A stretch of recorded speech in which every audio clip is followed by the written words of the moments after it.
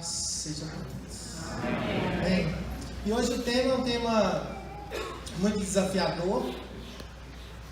Passei algum tempo meditando sobre o tema, ouvindo mensagens sobre o tema, conversando com Pedro, conversando com algumas pessoas a respeito.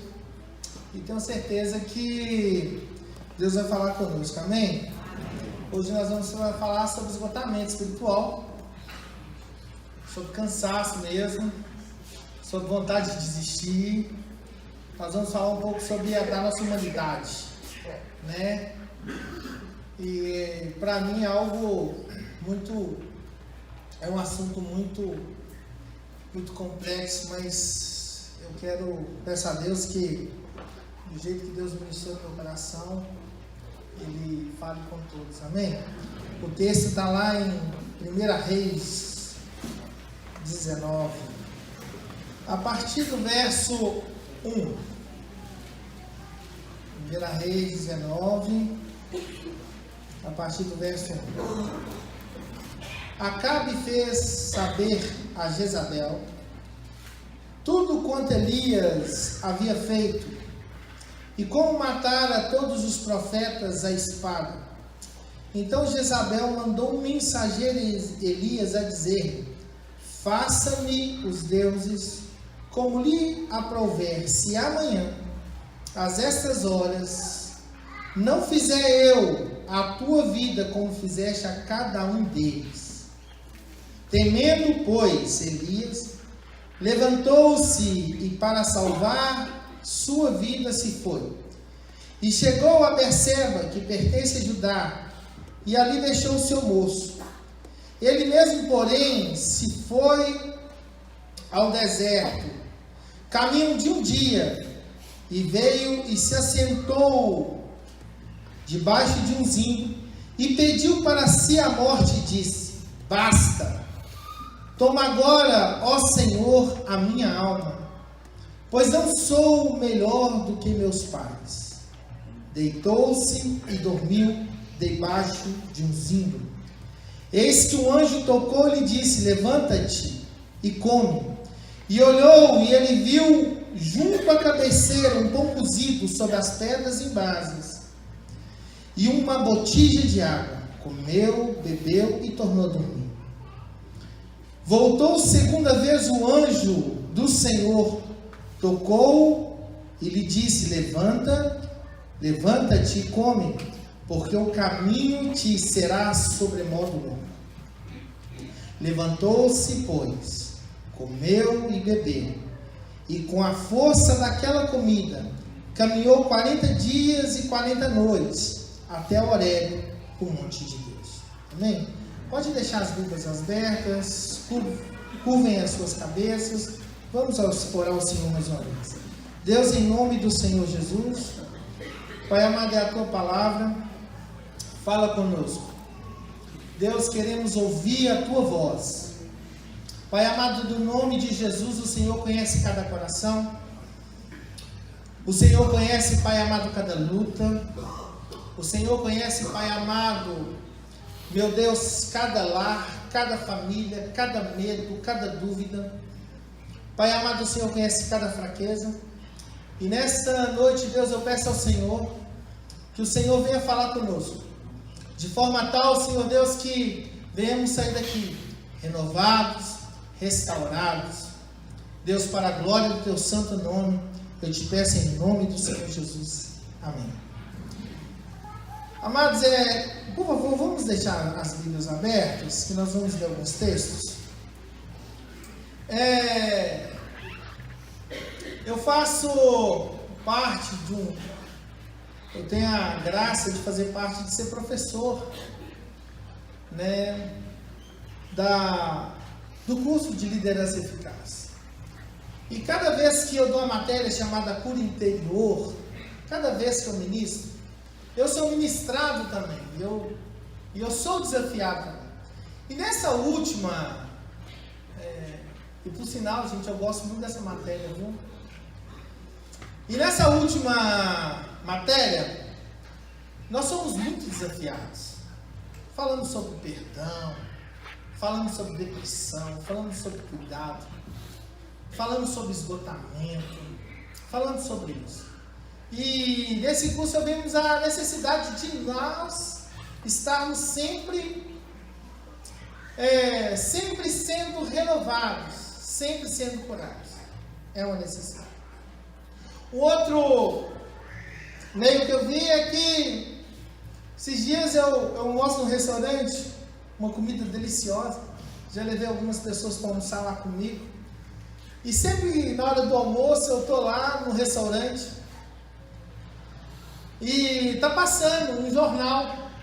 E no meio, pastor Wanderson, do jornal, para e tem uma chamada de uma determinada igreja.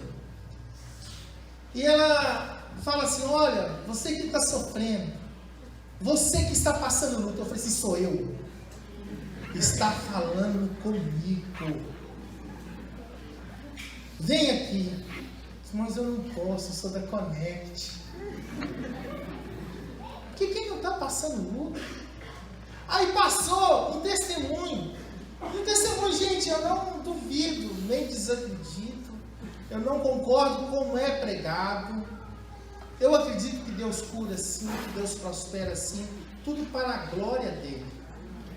Para a glória dele. E postou um testemunho de um rapaz, um senhor. Ele falou: olha, eu cheguei aqui, eu estava nessa situação, eu morava na rua, morava de favor, eu comecei a fazer isso, isso, isso. Aí perguntou: e agora, qual é o seu patrimônio? Aí o cara: meu patrimônio é de 7 milhões de reais. Eu falei: não, cara, eu quero. Tudo bem, vitória, mas quando vem a derrota? Como lidar com a sua frustração de fracasso, de não ter conseguido? Quando o milagre não vem? Quando a fome bate a porta? Quando Deus não me ouve? Apesar de ouvir sempre, Ele não dá aquilo que pede. Pois bem, esse texto que nós lemos fala de Elias. E se a gente pegar a vida de Elias, quando começa a se falar de Elias, de 1 Reis 16 em diante, conta a história, o capítulo 16, 17, 18, 19, de uma forma muito intensa que Elias teve experiências sobrenaturais com Deus. Elias, ele vivia num tempo que não era fácil, era um tempo difícil. Um tempo onde vivia um rei, cujo nome desse rei era Acabe. Acabe era tão ruim que no capítulo 16, fala que fez Acabe, filho de Orim, o que era mal perante o Senhor, mais do que todos os que foram antes dele. Gente, ele bateu o recorde em pecado e em ruindade. Ele era muito ruim. No verso 33 do capítulo 16, a Bíblia fala que Acabe foi tão ruim, ele casou com Jezebel, ele foi tão ruim, ele fez fortes ídolos, que no verso 33 ele conseguiu irritar a Deus.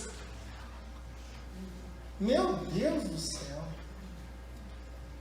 E é nesse contexto histórico, nessa condição de um povo idólatra, um povo que se prostituía, um povo que tinha esquecido de todas as alianças que tinha feito com Deus, de todos os milagres. Esse povo agora idólatra, Elias é levantado neste meio e começa a pregar. Elias, numa cidade de Tisbé, uma cidade pequena, que não tinha quase significância nenhuma, Deus levanta Elias. Um primeiro ponto que a gente podia colocar aqui é que Deus ele não precisa de estrelas. Deus não precisa de estrelas. Deus precisa dos disponíveis. Deus não precisa daquele que faz a oração forte. Uma vez me perguntaram se tem oração forte. Eu falei, tem oração. Não precisa. Precisamos dos disponíveis. Aleluia. E trazendo para o nosso contexto aqui, Deus te levantou na sua rua, no seu bairro simples, para marcar a história de uma sociedade corrompida através das células. A Vanessa um dia falou que Deus confia um bairro através de uma casa. Deus precisa de pessoas simples que se disponham. E Deus levanta Elias assim. E Elias, a partir de então, ele começa a pregar. O seu nome significa Jeová é Deus, o Senhor é Deus. O nome já dizia tudo. E a partir de então, ele começa a pregoar. Capítulo 17. Elias, ele chega perto de Acabe e fala: Acabe, segundo a minha palavra, não vai chover. Né? Que autoridade é essa? Ele não chegou e falou: olha, Deus manda te dizer que a partir de hoje não vai vir orvalho. Ele fala, segundo a minha palavra. Ele poderia usar um jargão pentecostal que falava: Deus, se eu tenho crédito contigo aí no céu. Ele simplesmente falou, e a palavra dele se cumpriu. Se cumpriu. Deus honrou a palavra de Elias. Depois ali, do 17, do 3 ao 7, Deus manda Elias para perto do ribeiro de Querite. E ali ele tem uma experiência maravilhosa de ser alimentado por corvos, garçons voadores. A Bíblia não descreve como a carne, o pão e a carne aparecia para os corvos e como ele fazia. Eu acredito que materializava, porque o nosso Deus é um Deus que traz à existência aquilo que não existe. Um corvo, um garçom voador que tinha um lugar, um local, o Querite. Provisão diária, pela manhã e pela tarde. Você já pensou viver isso? Dessa forma? Apesar que todos nós aqui, nesse domingo maravilhoso, um dia corrido, na inauguração dos pequeninos, mesmo assim nós tomamos um café gostoso. Eu comi uma feijoada maravilhosa. Provisão, cuidado. Aleluia. Olha o cuidado de Deus conosco. De tarde, no escrever a mensagem, no cafezinho que a esposa fez. Esse momento, alimentando o cuidado de Deus. Mais para frente, depois que secou-se a torrente de Querite, o ribeiro de Querite, Deus ele fala para Elias: olha, vai para uma cidade chamada Sarepta. Ali vai ter uma viúva que vai te sustentar.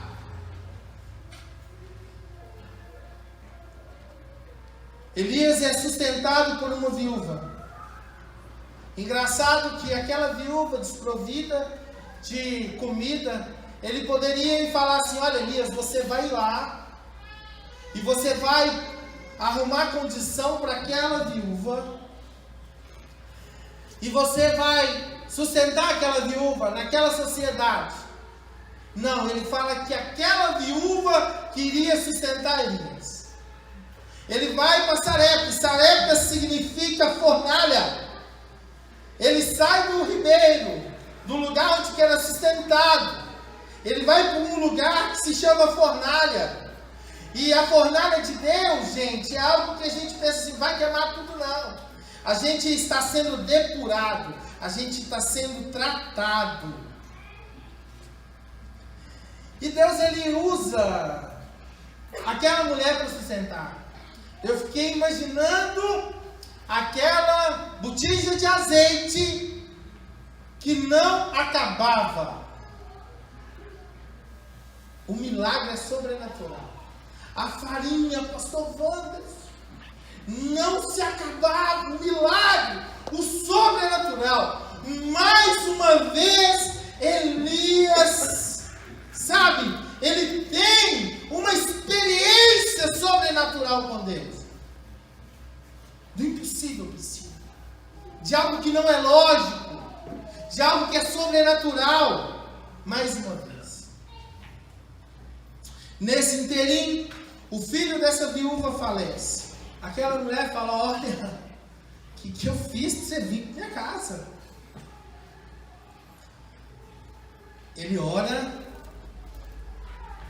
e aquele menino, a Bíblia fala que a alma volta para o corpo. Gente, eu queria ter uma experiência assim. Sabe? Não, vaidade, pastor, não vaidade. Eu queria ter experiências assim. Uma experiência assim sobrenatural.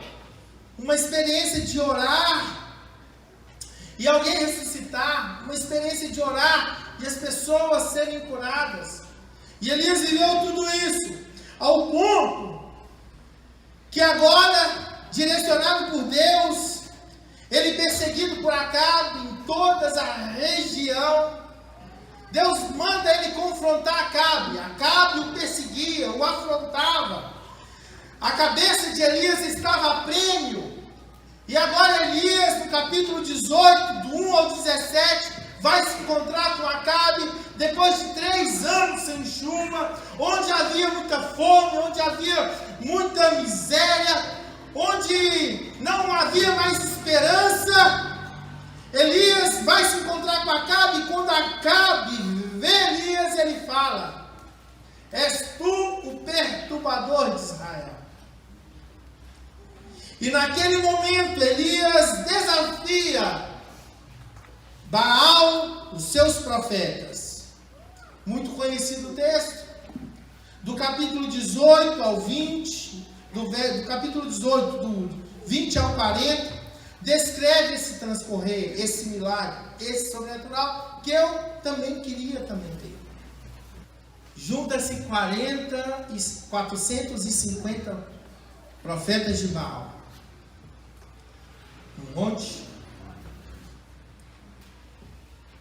No Monte Carmelo, e se faz um desafio. Olha, aquele que responder com fogo, aquele que Deus ouvir e responder com fogo, esse será o Deus, sabe? Os profetas de Baal começam a clamar. Baal, responde Baal. Começa pela manhã, vai chegando-se às 10 horas e nada, vai chegando às 11 horas e nada, vai chegando ao meio-dia e nada, e Elias, assistindo tudo aquilo, fala assim, clama mais alto. O Deus de vocês deve estar dormindo. E a Bíblia fala que eles começaram a clamar mais alto, se chicotear, ao ponto de se cortarem.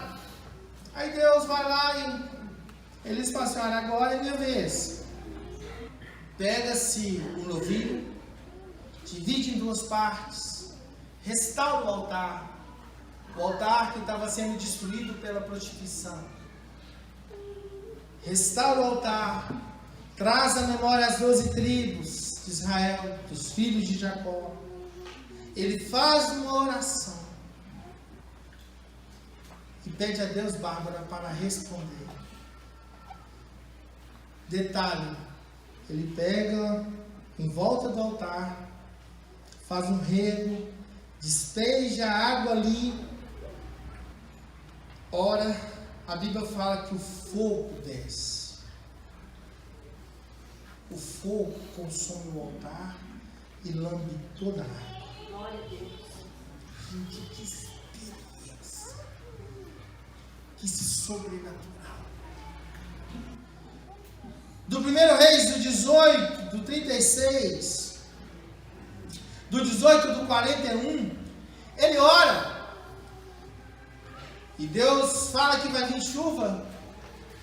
Ele ora. E na 7ª vez que ele ora, ele vê uma nuvem de um punho cerrado. Uma mão assim fechada. E fala, olha, avisa que vai vir tempestade. Meu Deus do céu. Ele orou. Pela palavra não veio chuva. E agora através da palavra, através da oração, vem chuva. E veio uma abundante chuva sobre aquele lugar. Quantas experiências, quantos milagres que Elias teve, quanta intimidade, quanto relacionamento que ele tinha com Deus, o Deus que chamou ele lá da cidade de Tisbé, na região de Gileade, uma região pobre. Quantos milagres nós já nos experimentamos? Quantas provisões Deus já nos deu? Quantos milagres nós já vivemos como líder de célula, nas células? Quanto cuidado que Deus já teve conosco. E agora entra no texto que nós lemos. Eu queria deixar bem claro e frisar isso, do que antecede esse texto, porque é algo sobrenatural. Experiências sobrenaturais que ele teve.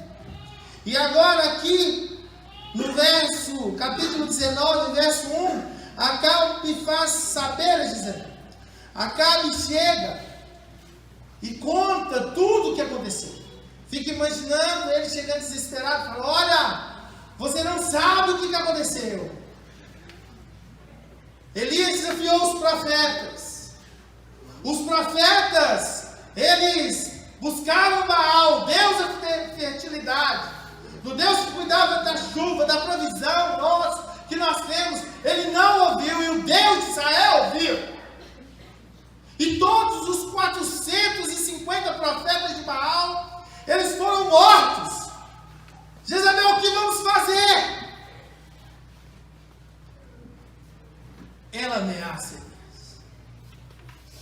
Acredito eu, Pedro, que Elias, naquele momento que tem aquela resposta, que a chuva cai, depois daquele milagre sobrenatural, ele esperava agora uma resposta das pessoas, uma resposta do povo de Israel, de falar assim, olha, agora acabou, nós queremos o Deus de Elias. Mas não. Quantos de nós não somos assim? Que esperamos uma resposta que nós não temos, de uma vitória. Saímos daqui do culto sobrenatural, da campanha, do período dos 21 dias de oração, onde foi falado de oração, e que a gente chega na nossa casa e a nossa realidade não muda. O filho continua drogado, o marido continua bebendo, a filha na prostituição. Depois de um culto sobrenatural, depois de uma célula sobrenatural, nesse texto nós temos humanidade. Não existe super líder, não existe super pastor, não existe super supervisor, não existe super superintendente. Nesse momento ele teve uma ameaça de uma mulher. Ela ameaça pelos deuses que há pouco tempo fracassou no Monte Carmelo. Humanidade.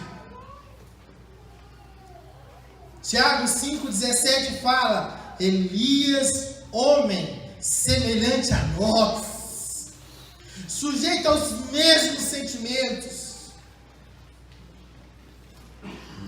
Ele foge, temendo Fique imaginando a alma. Alma, um dos significados de alma, significa ser vivente. O ser vivente de Elias, agora atribulado, cheio de tempestade, de pensamentos, de desistir, temendo a morte, temendo a vida, ele foge para Berseba, aproximadamente 113 quilômetros da onde que ele estava. Ali em Berseba, ele deixa ali o seu moço, aquele companheiro. E Elias, naquele momento de esgotamento, de cansaço, ele prefere algo que nós fazemos em meio à tribulação: ficar sozinho. Amados, nós não nascemos para ficar sozinhos. Nós nascemos para ficar conectados. Aleluia. Nós nascemos para ficar juntos. Para chorar juntos. Aleluia. Para compartilhar os problemas juntos. Mas nós temos a facilidade de se isolar. Agora, ele está no deserto. Um deserto que agora se torna algo pedagógico para Elias. O momento que Deus estava permitindo ele passar. Ali, neste texto, nós vemos que Elias, ele pede a morte para si. Ele mesmo, porém, se foi ao deserto, caminho de um dia, e veio e se assentou debaixo de um zimbro, e pediu para si a morte, e disse: basta! Toma agora, ó Senhor, a minha alma, pois eu não sou melhor do que meus pais.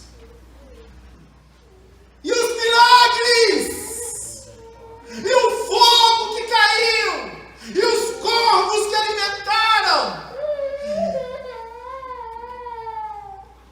e o azeite que não parava, a farinha que sempre brotava, tudo isso, ele se esqueceu, ele foge, e ele para.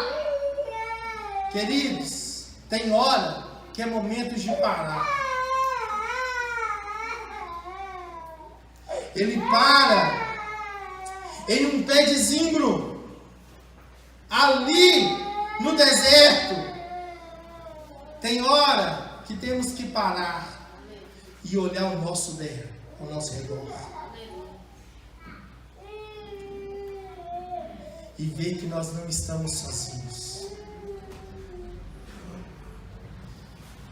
Elias para e olha ao seu redor, e ele tem um diagnóstico da vida dele, talvez um diagnóstico falho, daquele momento onde que ele estava vendo só as adversidades, só aquele momento de crise.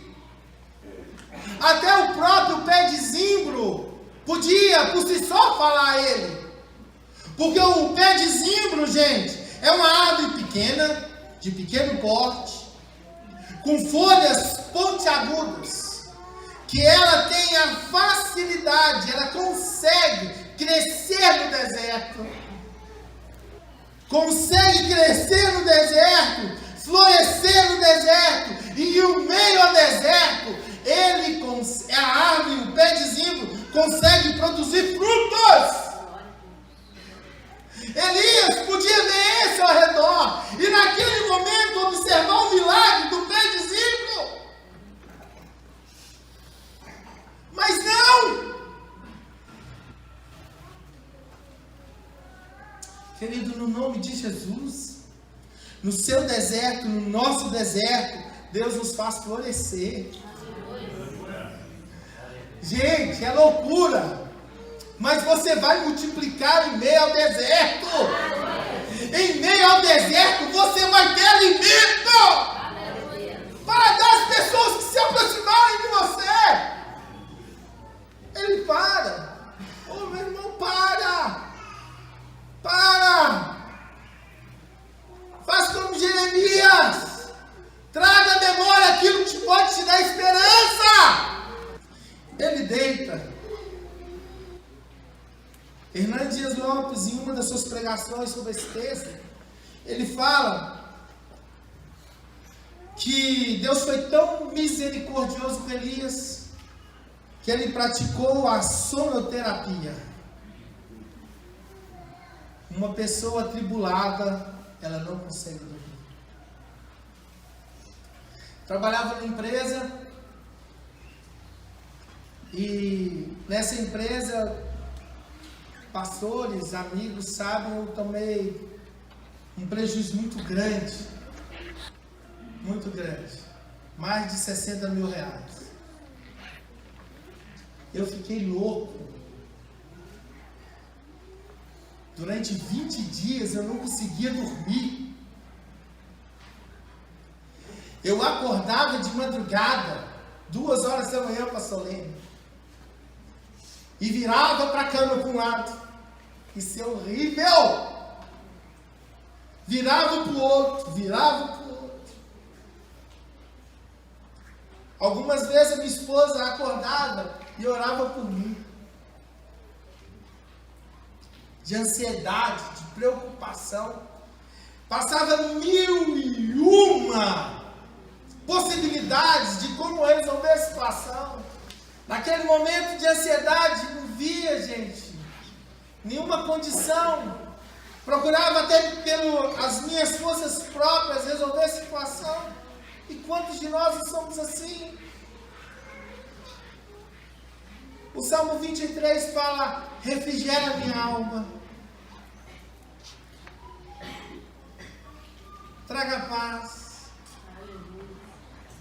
Uma vez eu dei um exemplo de refrigerar a alma. É quando você está num ambiente muito quente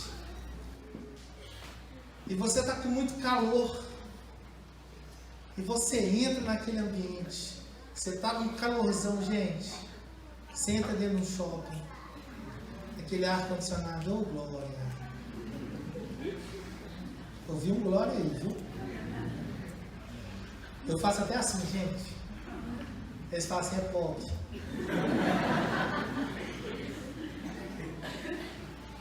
Refrigera.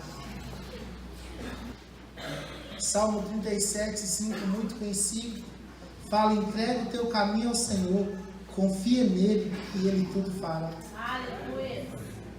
Que desafio. Gente, é desafiador demais. Você entrega, toma. Confiança. Meu Deus, será? Será que Deus vai me responder? Será? Confiar da nossa parte.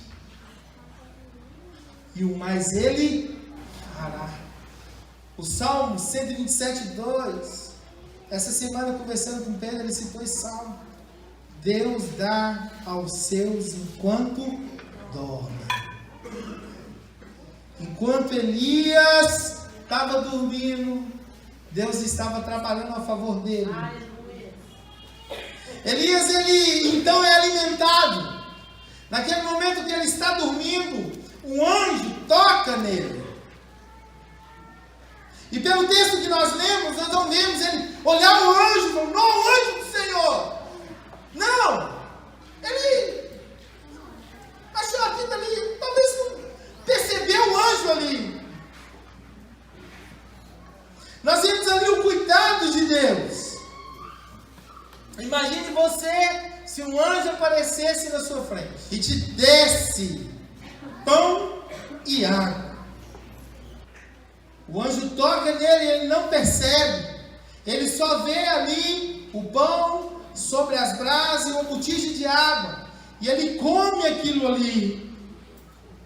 Quantos de nós, em meio às tribulações, ansiedades, não percebemos quantos anjos do Senhor que Deus coloca no nosso caminho? Uma simples mensagem, Pedro. Senti a sua falta no culto. Estou orando por você. E não vemos ali que somos importantes em uma igreja, que é o corpo de Cristo. Nós não vemos o quanto nós somos importantes em uma célula. dá pão e água. Jesus é o pão da vida. João 6,35. Jesus é a água da vida. João 7,37 e 38. Ei, Deus está falando com você. Não desista. Aleluia. Eu sou o pão da vida. Jesus está falando para você: olha, eu sou a água da vida. Olha, eu morri na cruz por você. Olha, você canta aquele hino que tudo que Jesus conquistou na cruz é direito nosso, é nossa herança. Oh, é hora de você viver isso. Ei, não desista! Aleluia. Não pare! Mas se não bastasse, Ele alimenta, Ele come a primeira vez. E Deus, pela sua infinita misericórdia, permite que Elias durma de novo. Gente, dormir é tão bom. Dormir é desconectar. Você tem uma noite. Mais uma vez. Vai descansar. Vai descansar novamente. Você precisa de descanso. Elias, não se apresse, descanse. Aleluia. Descanse no Senhor. Lembra que você está sentado, segundo Efésios, com Ele nas regiões celestes. Você é filho. Aleluia. Oh, querido, a sua família vai ser salva. Aleluia. Oh, querido, a porta de emprego vai se abrir. E se ela não se abrir, Deus vai multiplicar o seu arroz, o seu feijão, o seu açúcar, e até do seu café que você gosta. Eu gosto de café. Deus, Ele vai cuidar de cada detalhe. Cada detalhe. Vai levantar anjos do Senhor no seu caminho. Descansa. Creia. Tudo é possível ao que crê. Lembra dos últimos milagres? Lembra que ontem você foi alimentado? Aleluia. Eu gosto de dar sempre esse exemplo. Uma vez, eu cheguei em casa para almoçar. Gente, eu sou muito ruim na cozinha. Muito ruim. Gente, muito ruim mesmo. Nossa, misericórdia. Sangue de Jesus, me liberta, Senhor.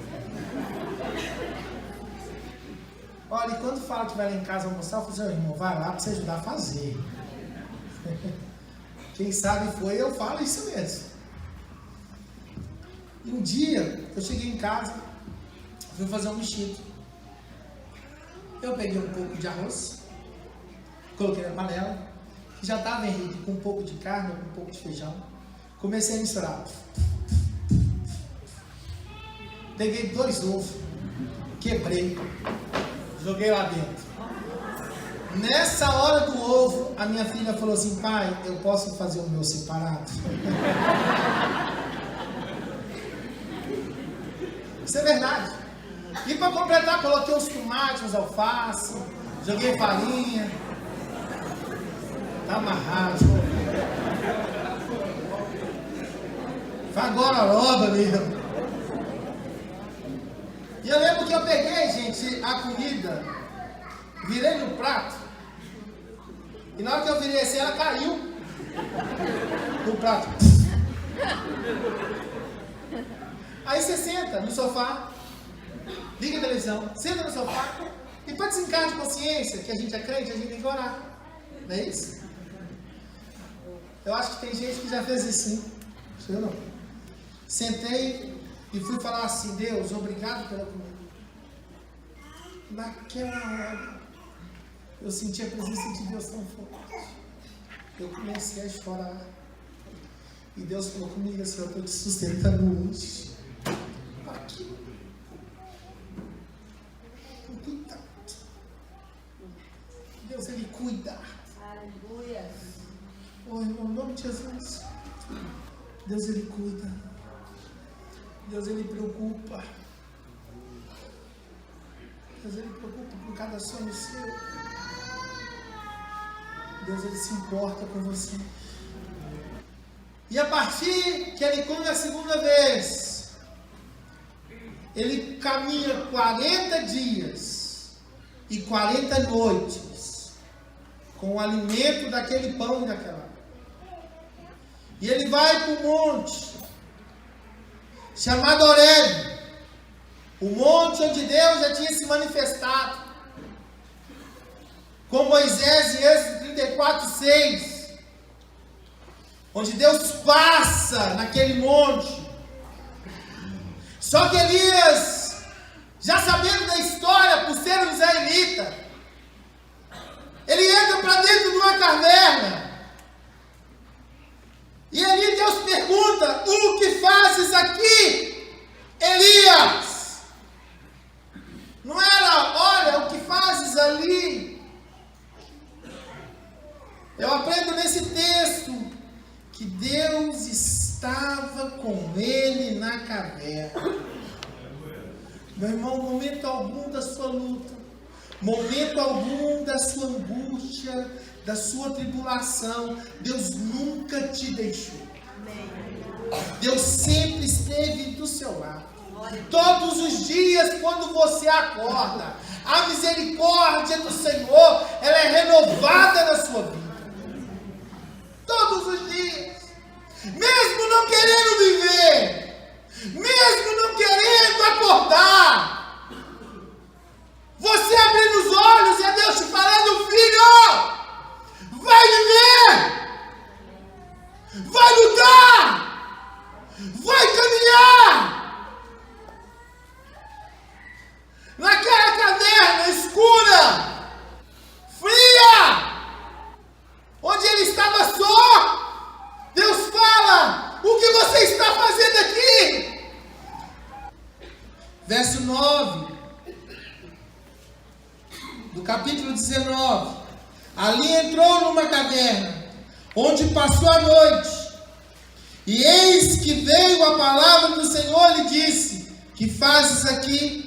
Ele respondeu: oh Deus, tenho sido zeloso pelo Senhor, o Deus dos exércitos, porque os filhos de Israel deixaram a tua aliança, derribaram os teus altares e mataram os teus profetas, e eu fiquei só, e procuram tirar minha vida. Disse-lhe Deus: sai-te e põe-te neste monte perante o Senhor. E eis que passava o Senhor, olha gente, em um grande e forte vento, fendia os montes e despedaçava as penhas diante do Senhor, porém o Senhor não estava no vento. Depois do vento, um terremoto, mas o Senhor não estava no terremoto. Depois do terremoto, um fogo, mas o Senhor não estava no fogo. E depois do fogo, um cicilo tranquilo e suave. Quantos de nós somos assim? Esperamos algo, um sobrenatural, alguém chegar perto da gente rodando. Eis que te digo, meu filho, tenho visto o seu sofrimento. A gente espera isso, mas numa brisa suave, Aleluia. algo simples envolveu Elias. Aleluia. E Deus falou: o que fazes aqui, Elias? Num ensino suave, num culto, numa célula, numa escola bíblica. Talvez temos assim, esperando o sobrenatural, e você vai ouvir: olha, Jesus te ama, você é amado, você não está só, eis que estou convosco todos os dias, até a consumação. Aleluia. Deus está nas coisas simples, num aperto de mão, num abraço, numa palavra.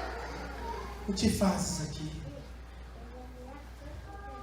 Olha para dentro de você, eu olho para dentro de mim. O que fazes aqui? Qual é a caverna que você está se escondendo?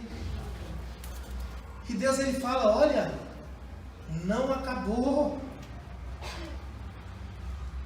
Você vai sair da caverna, mas seu ministério não acabou, a sua vida não acabou. Volta lá e vai ungir, vai exercer o seu ministério. Vai lá e volta lá, volta para a sua célula, volta para a sua casa, volta para a sua família, volte para o seu emprego, volte para a vida, porque a vida vai voltar para você. Volte para os seus amigos, volte para o círculo de oração, volte a viver, pois a pior morte é se vivermos como se não tivéssemos vida. Em nome de Jesus. O que fazes aqui?